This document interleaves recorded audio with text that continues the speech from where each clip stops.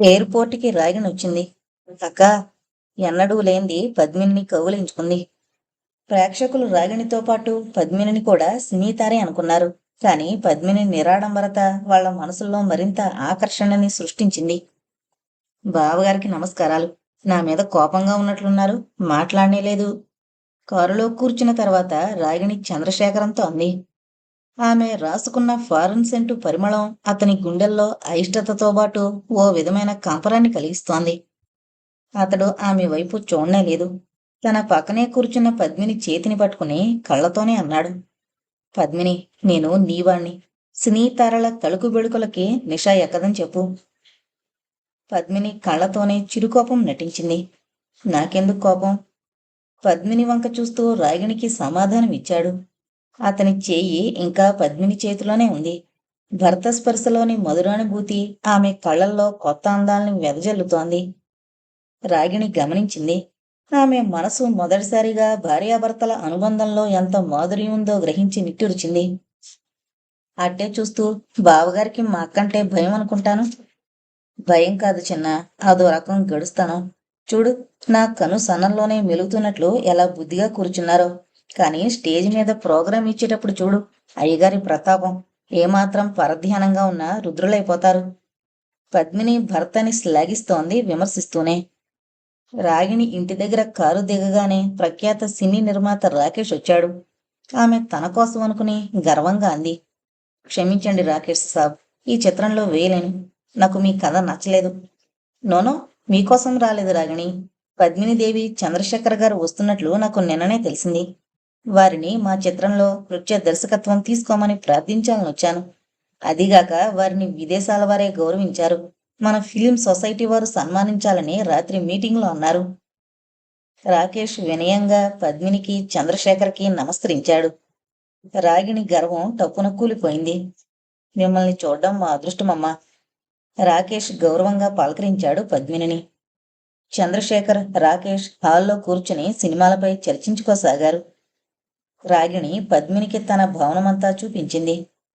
రాకేష్ పాండే చంద్రశేఖర్తో అవుననిపించుగాని వదిలిపెట్టలేదు. అతడు పద్మిని కోసం కబురంపాడు. రాగిణి మనసులో ఈర్ష తాచుపాములా బుసలు కొట్టింది. ఈ పాండేకి సభ్యత సంస్కారాలు బొత్తిగా లేవక్క. మనం మాట్లాడుకుంటున్నామని తెలిసి ఎలా పిలుస్తున్నాడో చూడు. ఏదో అవసరం ఉండుంటుంది చిన్నా. రాగిణి విమర్శించడం ఆమెకి ఏమాత్రం నచ్చలేదు. చిన్నాకి ఎదుటి వాళ్ళని విమర్శించడం పోలేదింకా. మనసులో అనుకుంటూ హాల్లోకి వెళ్ళింది. పద్మినిని చూడగానే రాకేష్ పాండే గౌరవంగా లేచి నిలబడ్డాడు. అరెరే, మీరెందుకు లేవడం? పెద్దవారు, కూర్చోండి. పద్మిని గౌరవాన్ని వెలుగుచ్చింది. సంభాషణంతా ఇంగ్లీష్లోనే నడుస్తోంది. ఇందులో పెద్ద చిన్న లేదమ్మా. మీలోని కళామూర్తికి నమస్కరిస్తున్నాను. మనిషిగా మీరెన్ని సంస్థలకు సహాయం చేశారో గుర్తుకొస్తే నా మనసు పులకించిపోతుందమ్మా ఆనందంతో. మీ దంపతులిద్దరూ కళా ప్రపంచంలో మణిదీపాలమ్మా. ఒక్కసారి మా కథ చదివి దానికి సరిపోయే విధంగా ఓ నృత్య రూపకాన్ని సృజించండి. మా పిక్చర్లో అది గొప్ప ప్రత్యేకత కావాలి. మరో మనవి పద్మినీదేవి, మీ ఇద్దరూ కనీసం 10 నిమిషాలైనా మా పిక్చర్లో నృత్యంలో కనిపించాలి. రాకేష్ పాండే నిజంగా మనసులో లేచిపడుతోన్న ఆనందాన్ని భరించలేనట్టే మాట్లాడాడు. రాగినొచ్చినా అతడు చూడనూ లేదు, లేవనూ లేదు. ఆమె గమనిస్తూనే ఉంది అతని నిర్లక్ష్య వైఖరి. వెళుతూ వెళుతూ మరో మాట అన్నాడు. చంద్రశేఖర్ గారు, మా కథలో ఏమైనా మార్పులు చేయాలేమో చూడండి. మీకు నచ్చని చోట మార్పులు చేయండి. ఈ సహాయం మీరు నాకు చేయక తప్పదు. అడ్వాన్స్గా ఈ 25,000 ఉంచండి. అతడు చెక్కు రాసిచ్చాడు. పద్మిని వద్దని వారించింది. అమ్మా, మీరేమీ గాబరా పడకండి. ఈ పిక్చరు విజయప్రదం అవుతుంది. దాని ఖర్చులు పోను వచ్చిన లాభంలో సగం అనాథాశ్రమాలకు దానం చేస్తాను. రాకేష్ పాండే వ్యాపారవేత్త అయినా హృదయమున్న మనిషిని గుర్తించింది పద్మిని. ఆ, మిస్ రాగిణీదేవి, మరొకసారి ఆలోచించండి. ఈ కథలో హీరోయిన్ పాత్ర మీకు మైలురాయి వంటిదవుతుంది. రాగిణిని ప్రాధేయపడలేదు అతను. మేలు కోరుతున్నట్లు హెచ్చరించాడు. క్షమించండి, నాకు ఆ పాత్ర నచ్చలేదు. అదిగాక హీరోగా మీరన్నట్లు శశికాంత్ పనికిరాడు. రాజశేఖర్ని పెడితే చూస్తాను. రాజశేఖర్ ఇంకా నటన నేర్చుకుంటున్నాడు రాగిణి. అతడు చేయలేడు. మన డైరెక్టర్ నరేంద్రకి శశికాంతే నచ్చాడు అని రాకేష్ పాండే ఆమె జవాబు కోసం నిరీక్షించకుండా లేచి వెళ్ళిపోయాడు. గంతకు తగ్గ బొంతల ఈయనకు తోడు నరేంద్ర. ఆ పిక్చరు 4 రోజులు కూడా పోదులే పో. రాగిణి హేళనగా నవ్వింది. పద్మిని ఏదో చెప్పబోతుంటే చంద్రశేఖర్ కళ్ళతోనే వారించాడు. ఆమె లేచి వెళ్లి చెల్లెల కోసం తెచ్చిన చీర, జాకెట్తో పాటు ఓ నెక్లెస్ కూడా తీసుకొచ్చిచ్చింది. రాగిణి వాటి వైపు చూడనేలేదు. ఇప్పుడెందుకివన్నీ అంది ముక్తసరిగా. నీకీ నీలిరంగు ఇష్టమని నెక్లెస్లో నీలం రాళ్ళు వేయించాను చిన్నా. పద్మిని నెక్లెస్ చూపించింది. రాగిణికి వజ్రాల నెక్లెస్ కావాలేమో అన్న చంద్రశేఖర్ని చూస్తూ అన్నదామె. కావాలి. మీరు చేయిస్తారా బావగారు? మీ అక్కనడుగు. నేనంత ధనవంతుణ్ణి కాదు, చాలా బీదవాణ్ణి. రాకేష్ పాండేని అడగండి. నాతో పాటు మీకు హీరో వేషం ఇస్తాడు. క్షణాల్లో లక్షాధికారిని చేస్తాడు. పద్మిని భర్త వైపు చూసింది. నేను పద్మినికే హీరోని రాగిణి. మరెవరి పక్కన నిలబడ్డా ప్రయోజనం శూన్యమే అవుతుంది. పద్మిని భర్త మాటలు విని సంతృప్తిగా నవ్వుకుంది. ఏం పద్మిని, ఈ నీ చంద్రశేఖర్ నువ్వు పక్కన లేకపోతే సన్యాసిగా తప్ప మరెందుకు పనికిరాడు కదూ. రాగిణి కళ్ళ నిండుగా ఈర్ష, ద్వేషాలు తొణికిసలాడాయి. కనిపించకుండా తల తిప్పుకుంది. మీ బావగారు ఈ మధ్య బటరాజులయ్యారు చిన్న. పద భోంచేద్దాం, ఆకలి మండిపోతోంది నాకు. రాగిణి అయిష్టంగా లేచింది. నీ ఇల్లు ఇంద్రభవనంలా ఉంది చిన్న. పద్మిని ఆనందాన్ని వెలుగుచ్చింది. బావగారికి ఎలా ఉందో? అతడు అన్నం తింటూ తలెత్తకుండానే అన్నాడు. నేను ఇంద్రభవనం ఇంతవరకు చూడలేదు, కానీ ఇంత పెద్ద భవనం నీ ఒక్కదానికే అనవసరం అనిపిస్తోంది. రాగిణి కోపాన్ని అణుచుకుని నవ్వింది. పోనీ మీరు కూడా ఉండరాదు నాతో పాటు? పద్మినికి సిగ్గువేసింది చెల్లెలి ప్రశ్నలోని కోరిక వినగానే. నాకిలాంటి విలాసంగా ఉన్న భవనాల్లో ఊపిరాడదు రాగిణి. నేను మామూలు మనిషిని, కొన్ని నియమాలతో బ్రతుకుతున్న పద్మినీదేవి పూజారిని, పైగా భార్య, సంసారం, బాధ్యతలున్నవాణ్ణి. నన్ను ఈ నరకంలోకి అడుగు పెట్టించుకో, నీకు పుణ్యం ఉంటుంది. అతడి కంఠంలో కరుకుదనంతో పాటు ఆమె పట్లున్న అసహ్యత కూడా ధ్వనించింది స్పష్టంగా. పద్మినికి భయం వేసింది. రాగిణి కోపంతో మండిపోతుందని. కాని ఆమె నవ్వుతూ అంది. బావగారికి విలాసాలపైన మోజు లేదక్క. అదృష్టవంతురాలివి. రాజశేఖర్ కూడా ఇలాగే నిరాడంబరంగా ఉంటాడు. అయితే అతనెందుకు ఈ యమకోపంలోకి లాగుతున్నావు? మీకేమైంది వేళ? పద్మిని అంది. అన్నివక్క, బావగారికి నాపైన సర్వ హక్కులు ఉన్నాయిలే. ఏం చంద్రశేఖర్ గారు లేవు? చిలిపిగా నవ్వుతూ చంద్రశేఖర్ కళ్ళల్లోకి సూటిగా చూసింది. లేవు రాగిణి. నేను నిన్ను శాసించేంత గొప్పవాణ్ణి కాదు. ఈ పద్మినే నాకు లభించకపోతే బహుశా సన్యాసిగా మారడానికి కూడా పనికొచ్చేవాణ్ణి కాదేమో. ఆ పద్మిని, పద ఆ కథ చూద్దాం. పాండే గారికి 2 రోజుల్లోనే కావాలట. చంద్రశేఖర్ హఠాత్తుగా సంభాషణ తుంచేసి రాగిణితో మాట్లాడడం తనకు ఏమాత్రం ఇష్టం లేదన్నట్లు లేచి వెళ్ళిపోయాడు చేయికడుకొని. రాగిణి పద్మిని వంక చూసింది. బావగారికి నీ భక్తి మరీ ఎక్కువైపోయిందక్క. పద్మిని నవ్వింది హాయిగా. నువ్వు కూడా తొందరగా ఓ ఇల్లాలివి కావాలి చిన్నా. స్త్రీ మనసుకి భర్త ప్రేమ వరం లాంటిది. రేపు రాజశేఖర్ వస్తానన్నాడు. చూడు, నీకు నచ్చితే చూద్దాం. నీకిష్టమైతే నాకు ఇష్టమే చిన్నా. కాని అతడు పెళ్ళైన తర్వాత సినిమాలో నటించవద్దు అంటున్నాడక్క. అవును, ఎందుకింకా నటించడం? రాగిణి నవ్వింది పద్మిని అమాయకత్వానికి. నటించడం ఎందుక? భలే దానివక్క. నటనే నా జీవితంలో ఊపిరిగా బ్రతుకుతున్నానే, ఎలా మానగలను? నువ్వు డ్యాన్స్ మానగలవా? ఎందుకు మానలేను? ఈ ఒక్క సంవత్సరమే నేను ప్రోగ్రామ్స్ ఇచ్చేది. ఆ తర్వాత ఓ డ్యాన్స్ స్కూలు పెద్దది ఓపెన్ చేసి బావగారితో పాటు సంసార రథాన్ని మోయడమే పని. చిన్న ఆశ్చర్యంగా చూసింది. బావగారు కాదంటే? ఆయన నా మాట కాదనరు చిన్న. ఎన్నాళ్ళిలా దేశాలు పట్టుకుని తిరగలని చెప్పు. అయితే బావగారికి నీ మాట వేదవాక్కు అన్నమాట. అక్షరాల. వారి కోరికని నేను కాదనలేను. నా మాటని ఆయన తోసిపుచ్చలేరు. అయితే మీరిద్దరూ సీతారాములా? ఏమో, అవన్నీ నాకు తెలియవు చిన్న. నాకు ఆయనే దైవం. నేను ఆయనకో నీడని. రాగిణి మాట్లాడలేదు ఆ పైన. ఆ తర్వాత అక్కా చెల్లెలిద్దరి దృష్టి సినిమాల వైపుకు తిరిగింది. పద్మిని మృదువుగా రాగిణి పాత్రలను విమర్శించింది. చిన్న, నటన మన జీవితాన్ని శాసించకూడదు. దాన్నే మనం శాసించాలి. నటుడికి గాని నటికి గాని కొన్ని నీతులు, కొన్ని నియమాలు ఉండాలి. లేకపోతే మనకు ఆత్మ సంతృప్తి, మనశ్శాంతి కరువైపోతాయి. ఆ రెండూ లేనినాడు మనిషి ఆర్థికంగా ఎన్ని శిఖరాల్ని అధిరోహించినా విలువే ఉండదు. నటుడిలో ఆడంబరం, అహంకారం, ధన వ్యామోహం హద్దులు దాటితే అప్పుడు ఆ మనిషిలో నటనే ఉండదు, ఉన్నా కనిపించదు. రాగిణి వింటూ కనుబొమ్మలు ముడిచింది. నిర్లక్ష్యంగా జవాబు చెప్పబోతూ చంద్రశేఖర్ వచ్చి గుమ్మంలో నిలబడ్డం చూసి వెంటనే ఆగిపోయింది. పద్మిని, కథ చదువుదామా? ఆమె భర్త కళ్ళల్లో కదులుతున్న భావాన్ని పసిగట్టి లేచి నిలబడింది. గుడ్ నైట్ చిన్న, పొద్దుపోయింది, పడుకో. రాగిణి నెమ్మదిగా గుడ్ నైట్ చెప్పింది. పద్మిని లోనికెళ్ళి అన్న మాటలు రాగిణికి స్పష్టంగా వినిపించాయి. మీకు నిద్రొస్తే పడుకోరాదు, నన్ను ఎందుకు పిలిచారు? నువ్వు పక్కన లేకపోతే నాకు నిద్ర రాదు పద్మిని. కొత్త పెళ్లి కొడుకమ్మా, అలా తయారు చేసావు మరి. నెమ్మదిగా మాట్లాడండి, చిన్నాకి వినిపిస్తుంది. అబ్బా, కాస్త చీర మార్చుకొనియండి, పట్టు చీర. నేను ఒప్పుకోను పద్మిని. ఈ పట్టు చీర కూడా మన అనుబంధం కాస్త అర్థమవు నువ్వు. నీ పిచ్చితో వేగలేను బాబు. పోన్లే, నీ పిచ్చితో నేను వేగగలనులే. పొద్దుటి నుంచి ఉపవాసమే ఉంచావు. ఒక్కసారి ఓ తీయని ముద్దు ప్రసాదిస్తే బావుంది మీ చిలిపిదనం. రాగిణి తన గది తలుపుల్ని మూసేసింది. ఆమె మనసులో ఆవేదన, ఈర్ష, తనకెవ్వరూ లేరన్న బాధ. ఆ గది గోడలు ఆమె ఒంటరితనాన్ని చూసి నవ్వుతున్నట్లనిపించింది. అర్ధరాత్రి దాటినా ఆమెకు నిద్రే రాలేదు. లేచి బ్రాందీ సీసా అందుకుంది. మరో పెగ్గు ఎక్కువే తాగింది ఆ రోజున. పొద్దెక్కి లేచింది. హడావిడిగా స్నాన పానాదులు ముగించుకుని 8ంటికే షూటింగ్ ఉందని వెళ్ళిపోయింది. రాజశేఖర్ 11ంటికొచ్చాడు.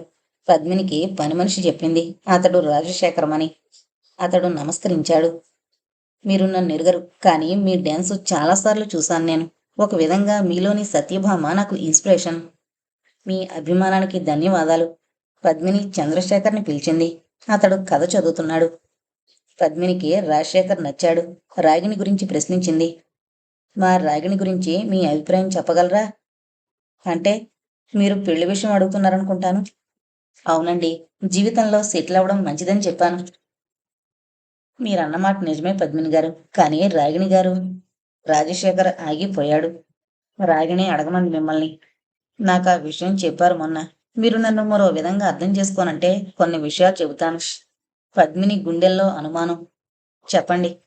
రాగిణి గారితో కలిసి చాలా సినిమాల్లో వేశాను. నేనింకా నటన నేర్చుకుంటున్నవాణ్ణి. రాగిణి ప్రస్తుతం కిషన్ చంద్ అన్న ప్రొడ్యూసర్ గారి భార్య. వాళ్ళిద్దరూ నిజంగా వివాహం చేసుకున్నారని కొందరు అంటారు. లేదని నరేంద్ర అన్నారు. నరేంద్ర గారికి రాగిణికి మధ్యన ఒకప్పుడు అనురాగ బంధం ఉండేది. ఈ మధ్యన సుందరం రాగిణి గురించి చాలా అసహ్యంగా పత్రికల్లో రాయించాడు. పద్మిని సిగ్గుతో తల వంచుకుంది. నేను ఇవన్నీ రాగిణిని విమర్శిస్తూ చెప్పడం లేదు. స్త్రీ గాని పురుషుడు గాని జీవితాన్ని కొన్ని హద్దుల్లో నడపడం అవసరం. ఈ రోజుల్లో స్త్రీకి పురుషుడి అండలేందే భద్రత లేదు, గౌరవము రాదు. రాగిణి గారు నన్ను అడిగారు, కానీ నేను ఎప్పుడో వివాహం చేసుకున్నాను. 2 పిల్లలు. భార్యని, పిల్లల్ని పిచ్చి పిచ్చి కోరికలకి బలి చేయలేనని రాగిణి గారితో చెప్పండి. వస్తాను. మీ మనసు నొప్పించానేమో, క్షమించండి. మరో మాట, రాగిణీదేవి గారు అనుకున్నట్లు ఆమె మాట వినకపోతే నాకు వేషాలు రాకుండా పోవని చెప్పండి. ఒకవేళ రాకపోతే ఈ రంగం నుంచి నిష్క్రమిస్తాను. నేను డాక్టర్ని, బ్రతకగలనని నమ్మకం ఉంది నా వృత్తితో. రాజశేఖర్ వెళ్ళిపోయాడు. పద్మినికి చెల్లెల్ని తలచుకుంటే జాలి, దుఃఖం, కోపం చుట్టుముట్టాయి. ఎంత నరకంలోకి దిగిపోయింది చిన్న. ఎలా ఆలోచిస్తోందో ఎంత నీచంగా. ఒకరిని భయపెట్టి పెళ్లాడుతుందా? డబ్బు కోసం వ్యక్తిత్వాన్ని చంపుకునే మనుషులు తప్ప రాజశేఖర్ లాంటి వాళ్ళు దీనికి దొరుకుతారా? పద్మిని కళ్ళొత్తుకుంటూ లేచి నిలబడింది. చంద్రశేఖర్ వచ్చాడంతలో. ఏమన్నాడు పద్మిని? పద్మిని విచారంగా నవ్వింది. ఏమంటాడు? చెప్పడానికి కూడా సిగ్గేస్తోంది. ప్రేమిస్తాను గాని పెళ్లి చేసుకోనంటాడా? అతనికేం కర్మ? అతనికి ఎప్పుడో పెళ్ళయిందట, పిల్లలు కూడా ఉన్నారట. చంద్రశేఖర్ మొదట ఆశ్చర్యపోయాడు. ఆ తర్వాత హేళనగా నవ్వాడు. మీ రాగిణీదేవికి పెళ్ళైన వాళ్ల మీదే మనసు పోతుందేమిటి పాపం? మీకు వేల నమస్కారాలు. నన్ను చిత్రవద చేయకండి. రేపు వెళ్ళడానికి ఎలాగైనా సరే ప్రయత్నాలు చేయండి. ఈ ఇంట్లో ఉండలేను నేను. ప్లీజ్, ఇక ఏమీ అడక్కండి. నాకున్నది మీరొక్కరే. మీరు తప్ప నాకెవ్వరూ లేరిక. పద్మిని దుఃఖాన్ని అణుచుకుంటూ తల వంచుకుని గదిలోకి వెళ్ళిపోయింది వడివడిగా. చంద్రశేఖర్ పద్మినిని ఓదార్చాడు. కొందరి కోసం దుఃఖించడం, బాధపడడం కూడా అవివేకమే అవుతుంది. ఒక విధంగా వ్యర్థం కూడాను. జీవితంలో ప్రయత్నించి ఓడిపోయిన వాళ్ళ కోసం ఏమైనా చేయగలం. కానీ ఆలోచించడానికి మెదడుండి పశువుల కన్నా హీనంగా ప్రవర్తించే వాళ్ళు జీవితంలో ఎవరి ప్రేమకి అర్హులు కారు. వాళ్ళ జీవితమే వాళ్లకో శిక్షగా మారుతుంది. భర్త చేతుల్లో ముఖం దాచుకుని ఎంతోసేపు వెక్కి వెక్కి పడిందామే. ఒక్కసారి ఆ కిషన్ చంద్ని కలుద్దామా? కిషన్ చంద్ ఈవిడికి ఎన్నో నెంబర్. క్షమించు పద్మిని. అవినీతిని గురించి ఎంతకన్నా మృదువుగా మాట్లాడుకోలేం. పోనీ అతడైనా పెళ్లి చేసుకుంటాడేమో అడుగుదామని. పద్మిని ముఖాన ఆవేదనతో పాటు నిరాశ. ఏమని అడుగుదాం? ఒకవేళ అతనికి కూడా పెళ్ళయి ఉంటే? ఏ విషయమూ తేల్చుకుందాం. దానికి మనం తప్ప ఎవరూ లేరిక. పద్మిని గొంతులో మళ్ళీ దుఃఖం గరగరలాడింది. ఇప్పుడే వెళ్ళిపోదామన్నావు. నేను తప్ప నీకెవరూ ఏమీ కారన్నావు. పద్మిని నిర్జీవంగా నవ్వింది. ఈ అనుబంధాలంత తేలిగ్గా వదిలిపెట్టవు మనల్ని. నువ్వు దొరకడం నా అదృష్టం. పద్మినిని గుండెలకు హత్తుకుని మృదువుగా నుదుటిపైన ముద్దు పెట్టుకున్నాడతడు. మీలా అందరూ అంటే ఈ మగవాళ్ళందరూ ఎందుకు ఆలోచించరు? ఓ సాటి మనిషిని, అందునా స్త్రీని ఎందుకిలా ఆట వస్తువులా చేసి విసిరేస్తారు? నీలా భర్తే సర్వస్వం అని భావించిన వాళ్ళకి ఇంకా ఆవేదన ఉండదు పద్మిని. రాకేష్ పాండేకి ఫోన్ చేసి కిషన్ చంద్కి వివాహం కాలేదని తెలుసుకుని పద్మిని సంతోషంగా నిశ్వసించింది. ఇద్దరూ కలిసి కిషన్ చంద్కి ఫోన్ చేసి ఇంటికి రమ్మంటే వెళ్లారు. రాగిణి రాత్రికి కాని ఇంటికి రాదని తెలిసింది. కిషన్ చంద్ పద్మిని చంద్రశేఖర్లకి మర్యాదగా నమస్కరించాడు. కూర్చోండి. ఏం తీసుకుంటారు? కాఫీనా? ఏదైనా కూల్ డ్రింక్ తెప్పించమంటారా? ఏమీ వద్దండి, చల్లని మంచినీళ్ళు ఇప్పించండి, చంద్రశేఖర్ అన్నాడు. అతనికి ఎలా మొదలు పెట్టాలో తెలియక పద్మిని కళ్ళలోకి చూశాడు. ఏం కావాలో చెప్పండి. మిమ్మల్ని మా పిక్చర్లో ఓ ఐటమ్ ఇమ్మని కోరాలనుకుంటున్నాను ఎప్పటినుంచో. దానికేం భాగ్యంలండి, మా రాగిణి మీ పిక్చర్లో వేస్తుందనుకుంటాను. పద్మిని నవ్వలేక నవ్వింది. ఓ ఐసీ, మీరు రాగిణికి సిస్టర్ కదూ. ప్రఖ్యాత డాన్సర్ అనే నాకు గుర్తు మీ గురించి. ఎస్, రాగిణి నా ప్రతి పిక్చర్లోనూ ఉంటుంది ఇక నుంచి. మంచి టాలెంటెడ్ యాక్ట్రెస్. రాగిణికి పెళ్లి చేయాలనుకుంటున్నా సార్ అంది పద్మిని. మై గాడ్, కాస్త నా పిక్చర్ పూర్తవనియండి. కిషన్ చంద్ గాబరా పడిపోయాడు. మా రాగిణి గురించి మీ అభిప్రాయం చెప్పగలరా రాకేష్ పాండే గారు? రాగిణిని మీకిచ్చి పెళ్లి. కిషన్ చంద్ చంద్రశేఖర్ మాటని పూర్తి కానీలేదు. ఏదో స్నేహంగా మూవ్ అవుతుంటే ఇలాగే అంటారులేండి ఈ సినీ ప్రపంచంలో. మా నాన్నగారికి కులాల పట్టింపు మరీ ఎక్కువ. అదీగాక మా బంధువుల్లోనే ఓ అమ్మాయి ఉంది. ఒక విధంగా చెప్పాలంటే నా పెళ్లి సెటిల్ అయినట్లే. పద్మిని 2-3 క్షణాల వరకు పెదవి కదపలేకపోయింది. చంద్రశేఖర్ అన్నాడు. రాగిణి అయితే మీ సినీ ఫీల్డ్కి సరిపోతుందన్న భావంతో అడుగుతున్నాం. క్షమించండి, రాగిణి పట్ల నాకు ఉద్దేశం లేదు. మరి ఆ వెధవ షికార్లు, పిచ్చిగా రాత్రింబవళ్ళు కలిసి ఉండడం ఏంటోయ్ అని అడగాలనుకున్నాడు చంద్రశేఖర్. పద్మినికి కోపం ఆగలేదు. మీ సినీ ప్రపంచంలో మీ ఇద్దరూ భార్యాభర్తల్లా మెలుగుతున్నారని విన్నా. నోనో, అదేమీ కాదండి, మాదంతా స్నేహం, దట్స్ ఆల్. కిషన్ చంద్ తడబడిపోయాడు. అసలు నన్ను అడిగితే రాగిణి ఇప్పుడు పెళ్లి చేసుకోవడంతో నష్టపోతుందండి. పెళ్ళైన తర్వాత ఛాన్స్ ఉండదు. పైగా వచ్చే భర్త యాక్టింగ్ వద్దనొచ్చు. ఇప్పుడు ఆమె మంచి టాప్లో ఉంది. 4-5 ఏళ్ళు ఆగితే మంచిది. అవునవును, 4-5 ఏళ్ళు ఆగితే నీ సరదా తీరుతుంది. అది ముసలి పెళ్లి కూతురే జీవితాంతం మూడులా పడుంటుంది. రాస్కెల్ ఎంత తెలివిగా చెబుతున్నాడు. పద్మిని గుండెల్లో ఆవేదన, దుఃఖం, ఆగ్రహం విరుచు పడుతున్నాయి. ఆమె కళ్ళు తడితో మెరుస్తున్నాయి. చంద్రశేఖర్ గమనించాడు భార్య పరిస్థితిని. మీ సలహాకి ధన్యవాదాలు. రాగిణితో చెబుతానులేండి, కనీసం ఓ 20 ఏళ్లైనా ఆగమని. ఈలోగా మీరు కోట్లకు పడగలెత్తగలరు కదా. పద్మిని, వెళదామా? పద్మిని లేవగానే అతడు ఆ హాలు దాటి వెళ్ళిపోయాడు. కిషన్ చంద్ నిర్ఘాంతపోతూ చూడ్డం తప్ప ఏమీ చేయలేకపోయాడు. పద్మిని ఇంటికొచ్చే వరకు ఏమీ మాట్లాడలేదు. రాగిణికి ఫోన్ చేసింది. రావడానికి కుదరదక్క. ఆ రాజశేఖర్ వచ్చాడా? 11ంటికి వెళ్ళమన్నాను అని అడిగింది. పద్మినికి ఒళ్ళు మండిపోయింది ఆ ప్రశ్న వినగానే. రాజశేఖర్ వచ్చాడు వెళ్ళాడు చిన్న. నీకు పెళ్లి ముఖ్యమనుకుంటే ఈ వెధవ సినిమాలు మానేసి నా వెంటరా. రాగిణి కిలకలా నవ్వింది. ఎందుకంత కోపం? పెళ్లి ముఖ్యమని కాదు, అది కూడా ఓ అందాన్ని తెచ్చిపెడుతుంది నాకని. కానీ రాజశేఖర్ ఒప్పుకోలేదు. వినిపిస్తోందా? అతనికి ఎప్పుడో పెళ్ళైపోయిందట, 2 పిల్లలట. ఓ మై గాడ్, అలాగా? అయితే కాదన్నాడా? ఏం అనకూడదా? అనే హక్కు అతనికి నువ్వు ఇవ్వనంటావా? ఏ మనిషికి ఇంత విశృంఖలత, అహం ఉండకూడదు చిన్న. రాగిణి టక్కున ఫోన్ పెట్టేసింది. పద్మిని కోపంతో ఫోన్ వంక చూసింది. దీనికి నరకం తప్పదిక నిట్టూర్చింది. ఆ తర్వాత 2 రోజులకు ఫిల్మ్ సొసైటీ వారు పద్మిని, చంద్రశేఖర్లని ఘనంగా సన్మానించారు. పద్మిని అభిమానుల కోరిక ప్రకారం ఓ నృత్య రూపకాన్ని ప్రదర్శించి అందరి మనసుల్లో మరింత అభిమానాన్ని సంపాదించుకుంది. రాకేష్ పాండే కథలో కొన్ని మార్పులు చేశాడు చంద్రశేఖర్. ఓ నృత్యం కూడా చేస్తామని మాటిచ్చాడు. రాగిణికి చూపని గౌరవాభిమానాలు ఆ దంపతులిద్దరికీ అందేసరికి ఆమెకు అగ్నిగుండంలో దూకినట్లయింది. మరనాడు పొద్దున్నే నారాయణరావు గారు ట్రంకాలు చేశారు. నాయనా చంద్రశేఖర్, పద్మిని కులాసాగా ఉందా? అమ్మయ్యా. రేణుకకి నిన్నటి నుంచి ఒకటే భయం. ఏదో పీడకలొచ్చిందట. పద్మినిని చూసే వరకు అన్నం నీళ్లు ముట్టలేనంటోంది. ఓసారి పద్మినిని పిలువు బాబు. చంద్రశేఖర్ నవ్వుకుంటూ పద్మినిని పిలిచాడు. రేణు, ఏమైంది నీకు? నేను క్షేమం, ఏం భయపడకు, 1000 ఏళ్ళు బ్రతుకుతాను. అయినా పిచ్చి, పీడకలలు వచ్చినంత మాత్రాన జరిగిపోయినట్టే భయపడతామా? పద్మ, నాకెప్పుడు ఇంత భయంకరమైన స్వప్నం రాలేదు. ఒక్కసారి ఇక్కడికి వచ్చాళ్ళు, నీ ఒడిలో తల పెట్టుకుని హాయిగా మధురంగా వినిపించే నీ గొంతు వింటే నాకు భయం పోతుంది. సాధ్యమైనంత త్వరలో వచ్చేస్తాం. పద్మిని కళ్ళు ఆనందంతో మెరిశాయి. ఈ రేణుకి నేనంటే ఎంత ప్రాణం! నేను మింగేశాననుకుందేమో. చంద్రశేఖర్ పరిహాసం చేశాడు. చెప్పవలసింది రేణుకి, కాస్త చీవాట్లు వేసేది అయ్యగారికి. క్షణం కూడా వదలకుండా కొంగు పట్టుకుని నన్ను వేధిస్తున్నారని ఉత్తరం రాస్తానుండండి.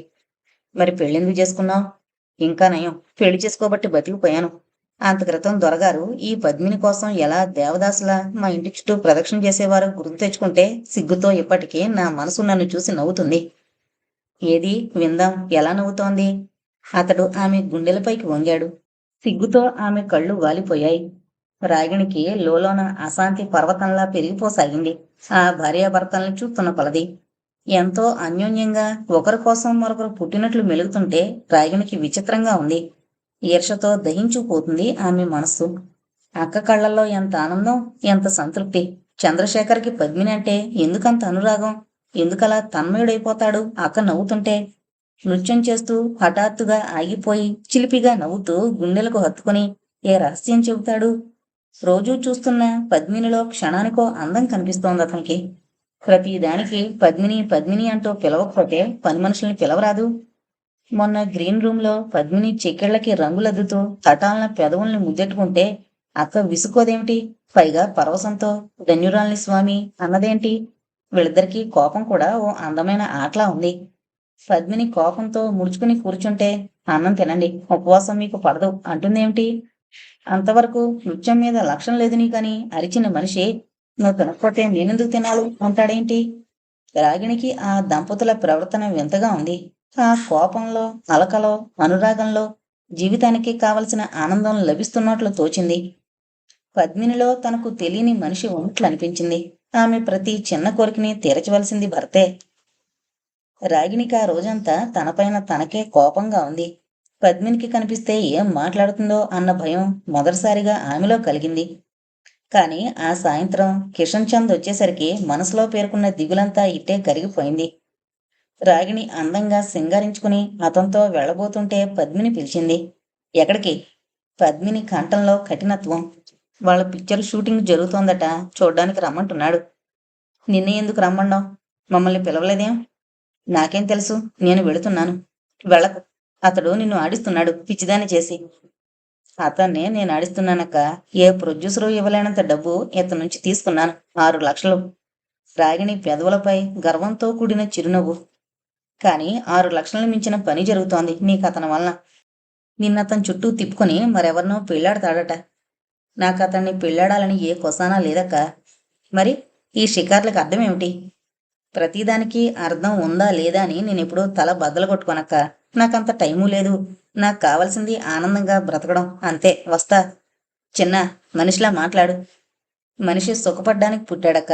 నా మతం అదే. ఆ సుఖం కోసం మంచి చెడు ఆలోచిస్తూ కూర్చుంటే ఆ తర్వాత మిగిలేది శూన్యమే. రాగిణి వయ్యారంగా నడుస్తూ వెళ్ళిపోయింది. మా పద్మిని రామాయణం కాలం నాటి సీత, సుఖపడటం రాదు. కిషన్ చంద్ ప్రశ్నకి జవాబు చెబుతూ కిలకిలా నవ్వుతూ రాగిణి కారులో కూర్చుంది. పద్మిని చంద్రశేఖర్ చూపుల్ని తట్టుకోలేక మరో గదిలోకి వెళ్ళిపోయింది. అతడు ఆమె వెనకే వెళ్ళాడు. కొండ మీద నుంచి దొర్లిపోతున్న రాయిని ఆపడం కష్టం పద్మిని. దానికి వేగం ఎక్కువ. మనిషి అంతే. చెడువైపు పరుగులెత్తే మనిషి మంచి గురించి రవ్వంతైనా ఆలోచించడు. పద్మిని భరత వైపు చూసింది నిట్టూరుస్తూ. రాగిణి వచ్చేసరికి రాత్రి 9 అయింది. భోజనం చేసి మళ్ళీ షూటింగ్కి వెళ్ళిపోయింది. పద్మినికి ఆమెతో మాట్లాడాలంటేనే అసహ్యంగా ఉంది. ఆ తర్వాత భార్యాభర్తలిద్దరికీ 10 రోజుల వరకు తీరికే లేకుండా పోయింది. రాకేష్ పాండే చిత్రానికి ఓ నృత్యాన్ని తయారు చేశారు. ఆ షూటింగ్లో 10 రోజులు 10 క్షణాల్లా గడిచిపోయాయి. రేణుకు నుంచి మళ్ళీ టెలిఫోన్ వచ్చింది. నారాయణరావు గారితో లెటర్ రాయించింది. ప్రియమైన పద్మ, నా మనసులో ఎందుకో కొండంత దిగులు కదులుతోంది. మళ్ళీ 3 రోజుల నుంచి అన్నీ పీడకలలే. నాకు పీడకలలొస్తే మహాభయం. నువ్వు నవ్వుకుంటున్నావేమో కాని నా గుండెల్లో ఆ పీడకలలు ఎంత భయాన్ని తవ్విపోస్తున్నాయో నీకు చెప్పలేను.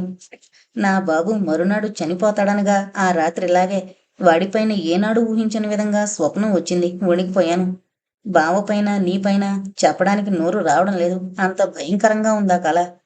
పెద్ద తాచుపాము మీ ఇద్దరిని మింగబోతున్నట్లు, నువ్వేమో భయంతో పరిగెత్తుకుపోతున్నట్లు, అయినా నీ వెంటపడి హఠాత్తుగా మింగేసి బావవైపు నోరు తెరిచి పరిగెత్తినట్టు కలలొస్తున్నాయి.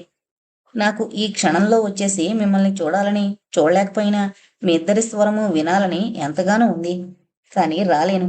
ఎన్ని పనులున్నా సరే బావతో చెప్పు రేణుక రమ్మందని. పద్మ, నాకీ ప్రపంచంలో ఇప్పుడున్న అనుబంధం మీ ఇద్దరితోనే. నువ్వేమనుకుంటున్నావో గాని నాకు మాత్రం నువ్వు ప్రాణం కన్నా మిన్న. నీ స్నేహం లభించకపోతే బహుశా ఈ జీవితమంటే ఉన్న విరక్తి నన్ను కబళించి వేసేదేమో. నీలోనే నేనున్నాననుకుంటున్నాను. ఎంతకన్నా విపులంగా చెప్పలేను. నన్ను నా భయాన్ని చూసి మీ ఇద్దరూ నవ్వినా నేనేమీ బాధపడను. మామయ్య కూడా రమ్మని రాస్తానన్నారు. అయినా ఎన్నాళ్ళా మీరుండేది? నాకెంత బెంగగా ఉందో చెప్పలేను. బావా, నువ్వు పద్మినిని తీసుకుని ఈ ఉత్తరం అందగానే బయలుదేరరా. నాకిప్పుడు కోరవలసిన కోరికలేమీ లేవు. మీ ఇద్దరి సుఖ సంతోషాలే నాకు కావలసింది. ఈ మనసు కొన్నిసార్లు మనిషిని చిత్తుగా ఓడిస్తుంది. ప్రత్యేకంగా నీ విషయంలో నా పట్ల అదే జరిగింది. నాకు నువ్వెంతో పద్మ అంతే. మీ ఇద్దరిని కళ్ళతో చూడలేననుకో, కానీ నా ముందుంటే నా మనసుకి చూసినట్లే అవుతుంది. నా కోరికని మన్నిస్తావన్న ఆశతో మీ రేణుక.